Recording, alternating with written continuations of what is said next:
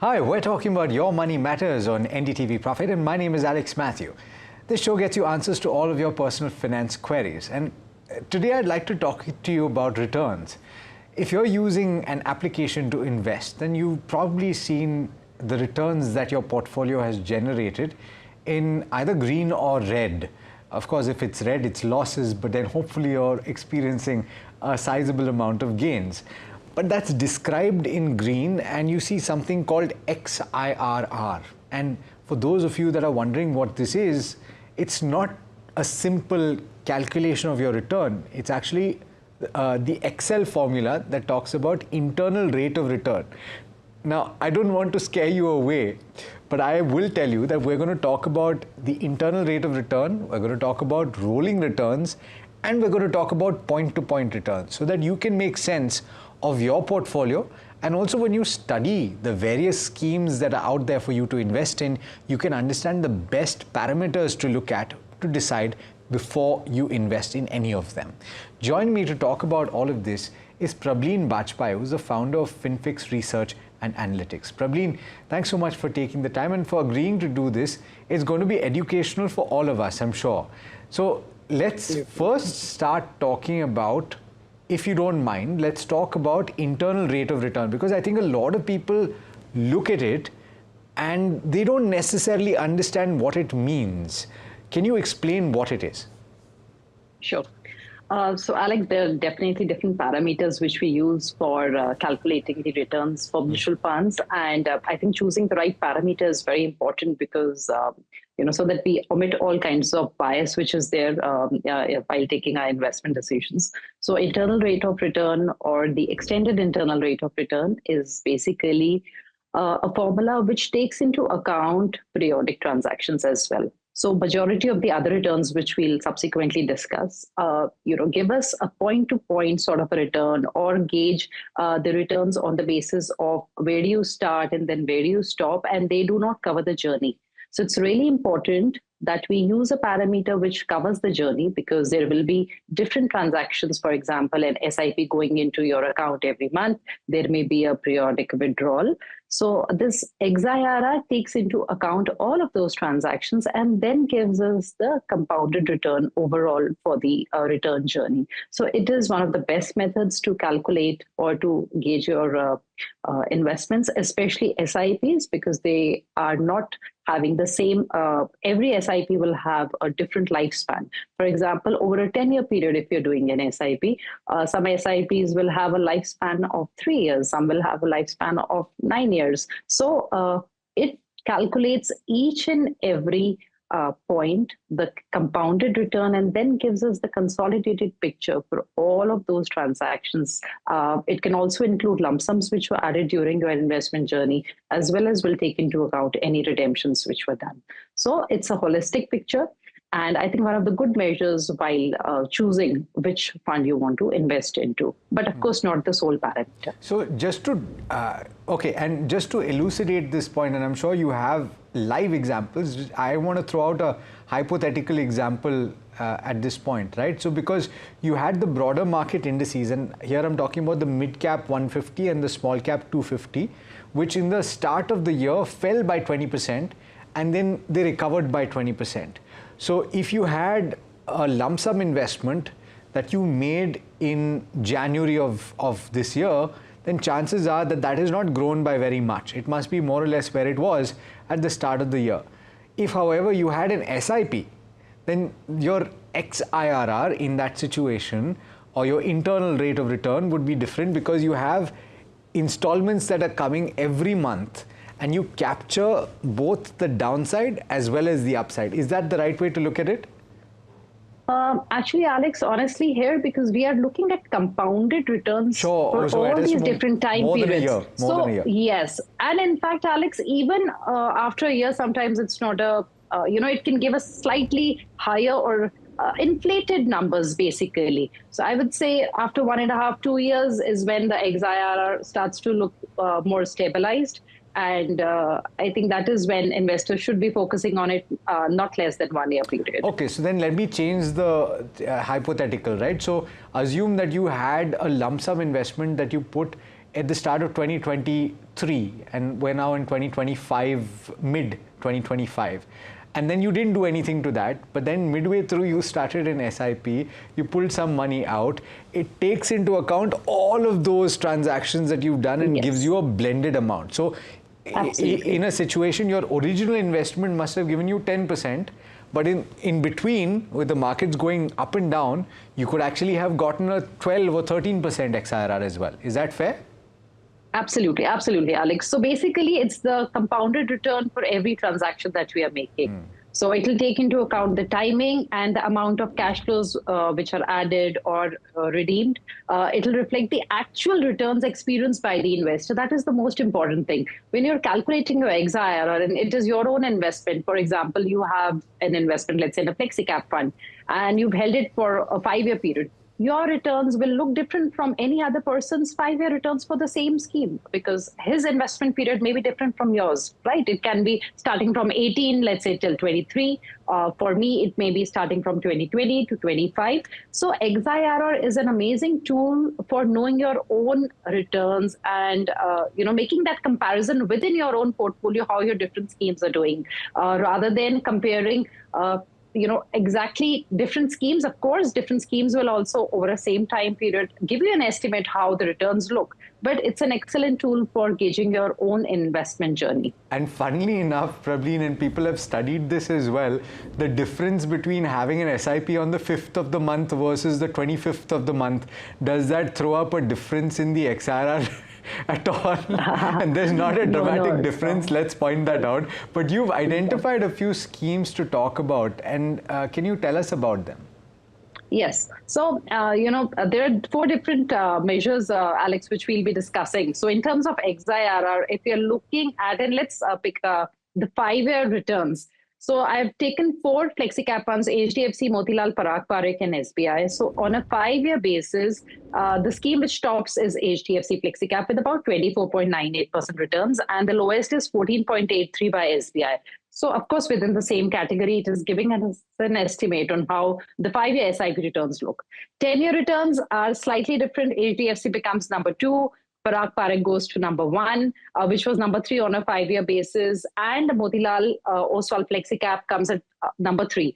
But like we'll be talking about point to point, that is where, in the short time period, for example, a scheme like Motilal actually tops the chart. So that is why, gauging and analyzing all these different returns becomes really, really crucial. About point to point next, because this is what a lot of people look to analyze whether or not a scheme should be invested in. And what you've just pointed out, the winners in the recent past become front and center. People tend to say gravitate towards that. Yes, the recency bias and absolute returns are our favorite, Alex. So to explain, the point-to-point or absolute returns is, I think, what most of us love to see, especially when it comes to real estate. For example, I probably, like a 50 lakh apartment becoming a 1 crore apartment, you're like, oh, wow, it's 100% return. And you totally miss out on the time period. Whether it took 5 years or 50 years for that return to be generated, that is totally missing from point to point or absolute returns. So it's a great tool for gauging the investment, but for a period less than 1 year, because 1 year we are not looking at compounding. So if you want to see what is the recent performance, how did the scheme perform during a certain dip, or how has been the recovery during a short period of time, Alex, this is the go-to instrument. Then absolute returns is definitely great. But if you're trying to see your returns over a longish time period, then absolute returns is a big no. So if we are looking at the formula here, it's like the ending period value minus the beginning period value and divided by the beginning period value, the basic formula what we studied during school. And for a scheme, for example, HDFC FlexiCap, if we just look at the absolute returns over the last 5 years, then the NAV actually went up from 570 to 2171. So it's like a 280% absolute return. And that is why we don't look at the absolute returns over a 5-year period. This is over a 5-year period journey. But if you're looking at the 6-month period, for example, HDFC 6-month returns are 11.83. Motilal here becomes 14.17. So it becomes the topper in terms of absolute returns in a shortish time period, 6 months. Parag Parikh is only at 7.58, which was leading in terms of XIRR, and SBI now becomes number 3 with 7.79% returns. So it ignores any sort of fluctuation which happened during this time period. So no interim, importance given to what volatility happened, what sort of interruptions happened, doesn't account for cash flow in and out, and doesn't take into account the time factor. Yeah, absolutely. You said it. And those winners and losers on a yearly basis will change quite dramatically based on the kind of tilt that a fund manager has towards one particular theme. And that is quite evident when you look at a patchwork over a period of time, Prableen. So the point is well made. Let's also talk about compounded annual growth rate. And that simply gives you a sense of how a scheme is done on an annual basis over a period of time, right? Yeah, absolutely, Alex. You said it. And, just to go back to my example of real estate, I said that a 50 lakh apartment becomes 1 CR, it's like 100% absolute return. But Alex, because the time element was missing from absolute returns, let's just, add and introduce time here. So if I made the same returns over a 6-year period, then my CAGR becomes 12.25%. But if I made the same 100% absolute returns over a 10-year period, then my CAGR only becomes 7.18%. And that is the kind of difference time can actually make. And that is why we give so much importance to time, because returns is one thing. In what kind of a time period those returns were generated is equally important. So it's sort of an annual return that you get an estimate of that, okay, maybe over a 5 or 10-year period. This is the roughly annual returns which are made by CAGR. So it is taking into account the time element for sure. But again, the beginning and the end date remains very important. Something which is totally taken care of by the XIRR, what we had discussed earlier. So in this, again, beginning and ending becomes important. But it still gives us a standardization, a basic formula to estimate and compare different investments. And I think one thing which must be mentioned, that for most of the fact sheets and returns, Alex, that we see for mutual funds, if it is like 1 year, 3 year, 5 year returns, then CAGR is what is put there, the annualized returns. And when it is lesser than 1 year, then we are given the absolute returns. So it's a good method, but again, it is not taking into account the journey, the investment journey, if there are additions and deletions of investments during that time period. And just to give an estimate on the returns, for example, over a 5-year period, HDFC has given us 30.56% returns.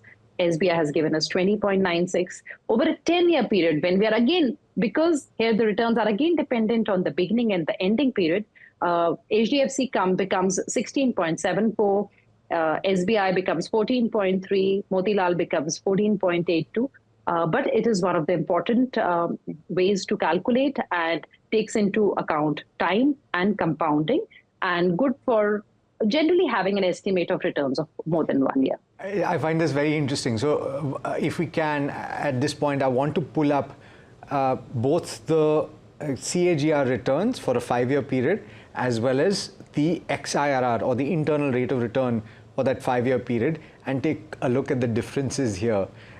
Because you will see that the XIRR is quite different from what you've recorded as the CAGR. So for example, HDFC FlexiCap 30.56 is the XIRR, but the compounded, is the compounded annual growth rate, but the XIRR is only about 24.98%.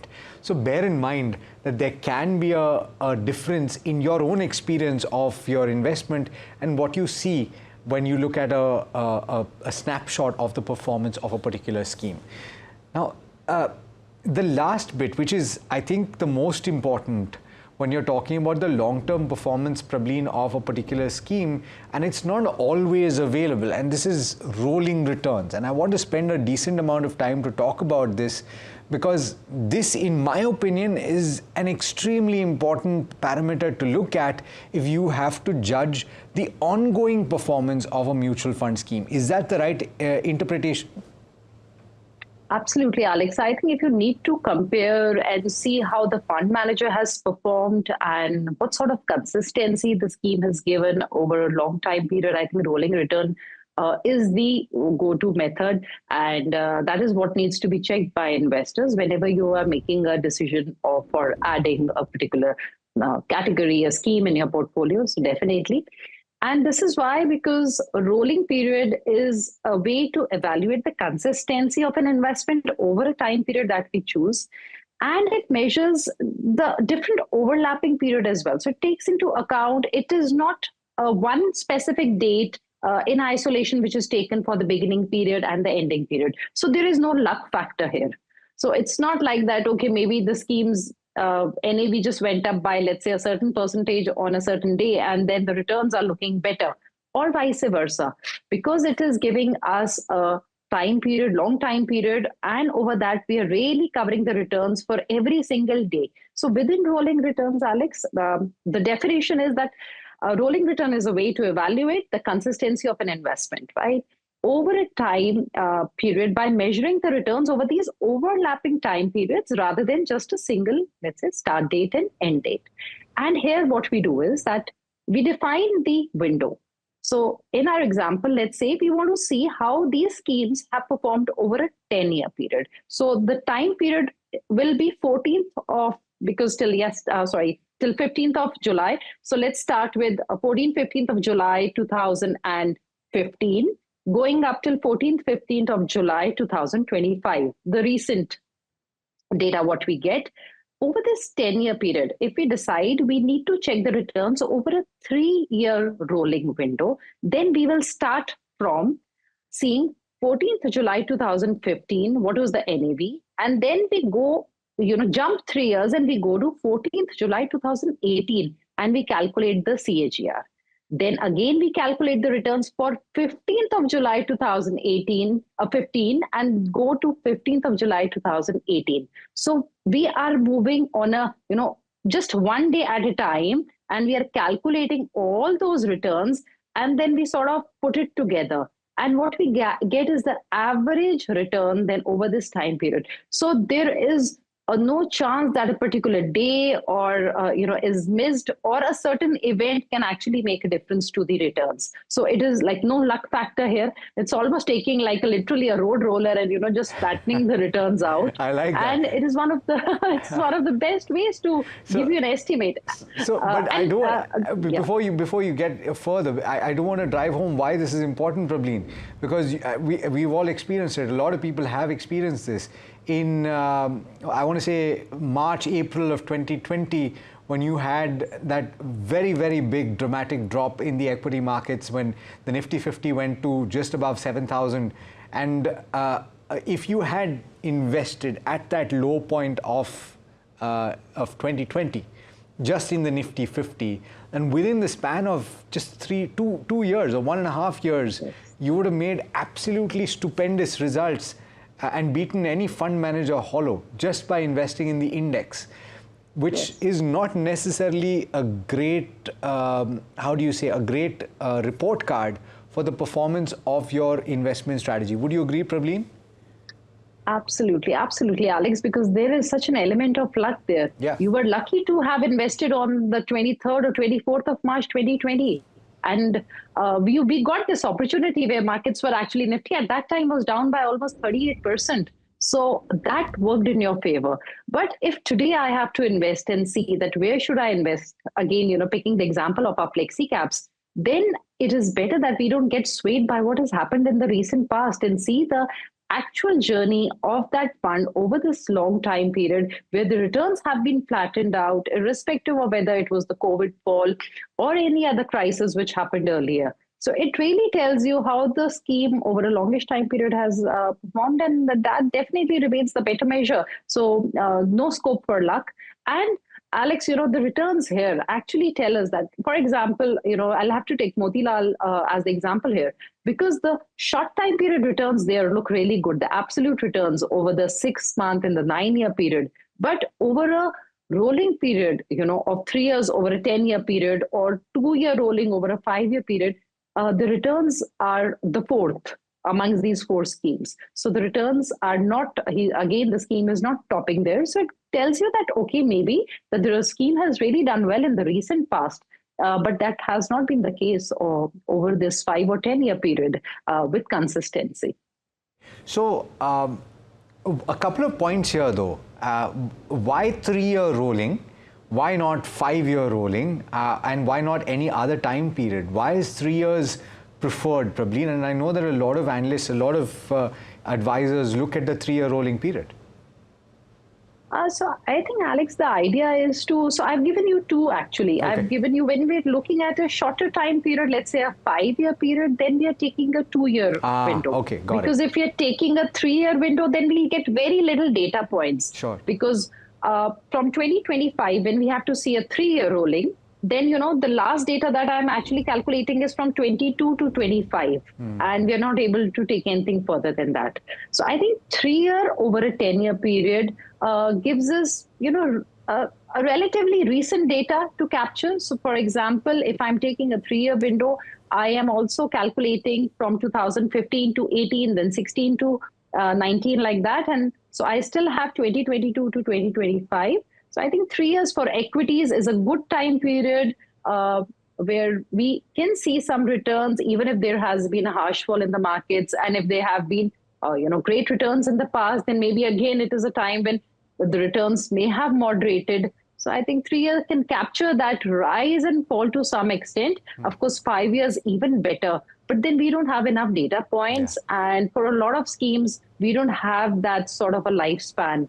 Still for them. So that is what I think, my next question. My next question was going to be on that, which is that a lot of schemes have emerged over the last 5 years, and so in that case, would you be okay with a 5-year period and therefore 2-year rolling to judge the consistency of a particular scheme? Would that be enough for you?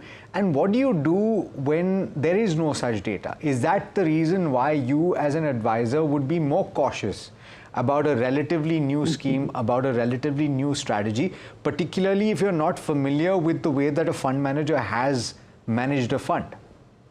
Yeah. So number one, Alex, if we don't have enough data, so of course, I think 5-year remains a good time period. We can even take 6 years. So whatever maximum possible, let's say if I have to analyze 4 different schemes and the maximum common period for them is about 6 years or 6.5, we can choose that time period as well. I can use different rolling windows. I can use a 1-year, 2-year rolling window to give me an idea of how the consistency changes, if at all. And I think then we combine all these different measures. We also look at absolute returns, especially during the fall and the rise, Alex. I think that is really important. So how did these schemes fare when, let's say, from the 26th of September till 7th of April, when we actually saw that, Nifty at about 21,000 levels? From there, how has been the rise? And how have these schemes performed in sideways markets? And during the dips, let's say from October 21 to June 22, how did the markets, these schemes fare then? Because even that time, Nifty had fallen by around 16.5%. So I think performance then over different measures and different time periods.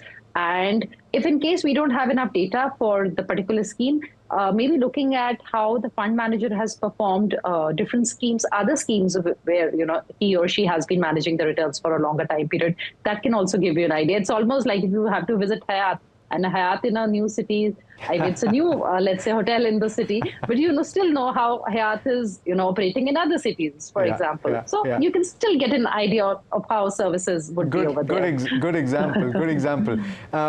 Just a last question then, and you have described how you would read each of this data, right? And I guess to a certain extent, to elucidate the points that you've mentioned, performance during a down cycle or performance as the market is in a bull run, you would look at elements like down capture ratio and up capture ratio to support all of this data that you're suggesting. So you don't take a decision based on any one parameter in isolation, but if you were to rank all of what we have spoken about so far and the way to judge returns, how would you rank it? So if I have to see, other than the different parameters, Alex, within returns, I would give rolling returns like the top, followed by the SIP returns. If in case we're planning to give an SIP to the investor, I think then that also remains a very important. Absolute returns only to capture the recent movement and see the falls and the rise during times of drawdowns. And CAGR, I don't think is very relevant because it is only for the starting and the ending period. And if you're capturing rolling returns and if you're analyzing that as well as XIRR, then I think we don't need to look at the CAGR. So those two at the top, followed by absolute returns for the drawdown periods. And of course, the other measures like the standard deviation, what has been the risk-adjusted return. So for a certain, and rolling returns is able to give us that. That's the good part. It gives us the average returns. It also gives us the minimum and the maximum returns as well as the volatility, Alex. So I think all of these combined together, along with certain ratios that you've mentioned, like the up and down capture and Sharpe ratio or Sortino, I think all of these combined together give us a decent investment pool. Let's say we can really come down to maybe 2 or 3, and then check the overlap with other schemes in the portfolio and the investment style. Fantastic. All right. Thanks so much, Pravleen, for joining in. Always a pleasure speaking with you. Yeah. Thanks. Thank you, Alex.